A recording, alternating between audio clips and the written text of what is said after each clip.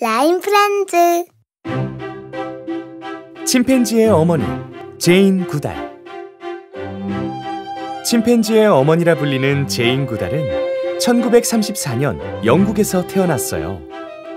제인은 유달리 동물을 좋아하는 호기심 많은 아이였죠. 제인! 어딨어, 제인! 얘가 도대체 어딜 간 거야? 제인? 거기 제인이니? 엄마, 저 봤어요. 닭이 어떻게 알을 낳는지 봤다고요. 뭐? 그럼 너 여태 닭장에 있었던 거야? 제인은 닭이 알을 낳는 걸 보기 위해 5시간이나 숨어서 기다릴 정도로 어렸을 때부터 남다른 호기심과 끈기를 가진 아이였어요. 그런 제인의 꿈은 아프리카에서 야생동물과 함께 사는 것이었죠. 제인이 23살이 되던 해, 아프리카의 케냐에서 편지 한 통이 날아왔어요. 제인, 나 클로야. 기억나? 고등학교 때 우리 단짝이었잖아. 나 부모님이 농장을 하게 돼서 케냐로 이사 왔어. 여기 오니까 항상 아프리카에 가고 싶다고 했던 네 생각이 나지 뭐야? 그래서 말인데 한번 놀러 오지 않을래?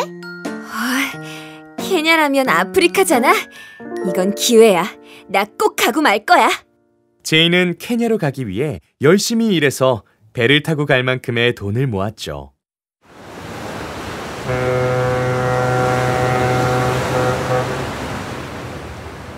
장장 21일의 항해 끝에 제인은 꿈에 그리던 아프리카에 도착했어요.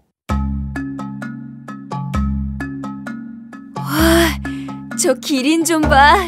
진짜 아프리카야. 내가 아프리카에 와 있다고. 아프리카는 제인이 꿈꾸던 것보다 훨씬 멋진 곳이었어요.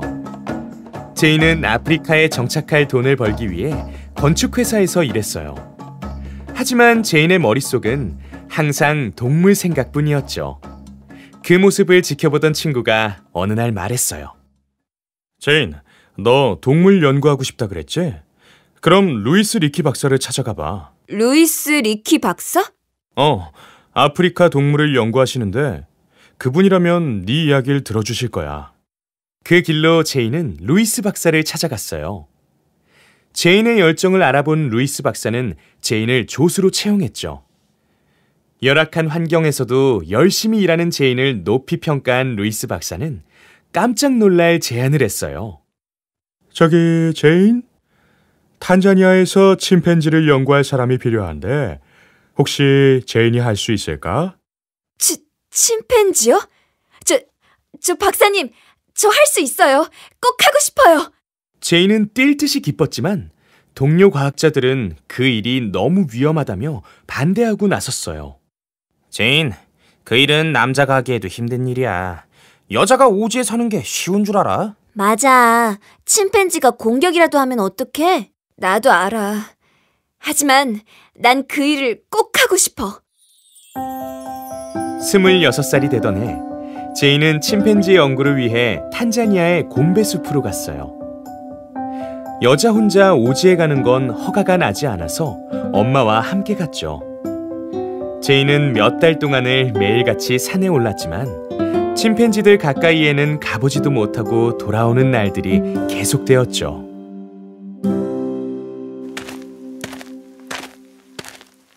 제인, 오늘은 뭐라도 건졌니? 아니요, 엄마. 오늘은 운 좋게 발견했는데 절 보자마자 도망치지 뭐예요. 걔들도 네가 낯설지 않을까? 조금만 더 기다려보렴. 네, 침팬지들도 언젠간 마음을 열겠죠? 제인은 낯을 가리는 침팬지들의 경계심을 없애기 위해 매일 같은 옷을 입고 같은 자리에 앉아 침팬지를 기다렸어요. 90m 접근하는데 1년이 걸릴 정도로 아주 힘든 일이었죠. 오랜 기다림 끝에 제인은 침팬지와 점점 거리를 좁힐 수 있었어요. 자, 이제 우리 어느 정도 친해진 것 같으니까 이름을 지어볼까? 내가 제일 좋아하는 데이비드, 과격한 건 골리앗, 주먹코에 귀가 찢어진 건 플로. 제인은 동물의 번호를 붙이던 방식을 거부하고 침팬지들에게 이름을 지어주었어요. 이것은 당시 학자들 사이에서 금지되어 있었던 방식이기에 거센 비판을 불러일으켰죠. 하지만 제이는 침팬지와의 교감을 위해 꼭 필요한 일이라며 묵묵히 연구를 계속해 나갔어요. 그러던 어느 날 제이는 놀라운 광경을 목격했어요. 침팬지들이 뭘 먹는 거지? 저건 새끼 돼지잖아! 침팬지가 육식을 하다니 당장 이 사실을 알려야겠어. 하지만 얼마 지나지 않아 더 놀라운 일이 일어났어요. 데이비드가 나뭇가지에 잎을 떼고 있네? 저걸로 뭘 하려는 거지? 데이비드는 나뭇가지를 흰 개미집에 넣었다 뺐다 하더니 나뭇가지에 달라붙은 흰 개미를 입속에 넣었어요. 설마 말도 안 돼.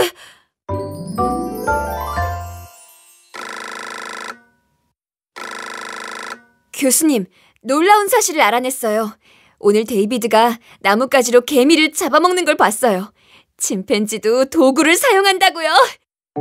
침팬지가 도구를 사용한다는 사실은 전 세계를 충격에 빠뜨렸어요. 그때까지 사람들은 인간만 도구를 사용할 줄 안다고 알고 있었거든요. 제인의 놀라운 발견은 연구를 계속할 수 있는 발판을 만들어 주었어요. 제인, 내셔널 지오그래픽에서 연구비를 대주기로 했어. 와, 정말이요? 안 그래도 연구비가 바닥나기 직전이었는데 정말 다행이에요. 그 후 내셔널 지오그래픽 표지에 제인의 사진이 실렸어요. 제인은 동물 행동 연구로 인정받아 케임브리지 대학교에서 박사학위도 받았죠. 그 당시만 해도 대학을 나오지 않은 사람이 박사학위를 받은 건 그때까지 8명밖에 되지 않을 정도로 대단한 일이었어요. 하지만 곰베에 있는 동안 좋은 일만 일어난 건 아니었어요. 존경하는 루이스 박사님, 오늘은 슬픈 날이에요.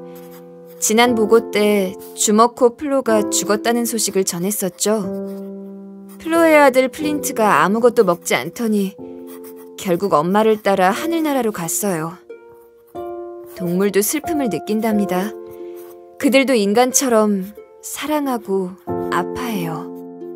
동물도 가족애를 느끼고 감정 표현을 한다는 사실에 사람들은 놀랐어요. 제인의 연구가 알려질수록 침팬지를 사랑하고 연구하려는 사람들이 많아졌어요. 하지만 동시에 인간들에 의해 침팬지 수가 급격히 줄어들고 있기도 했죠.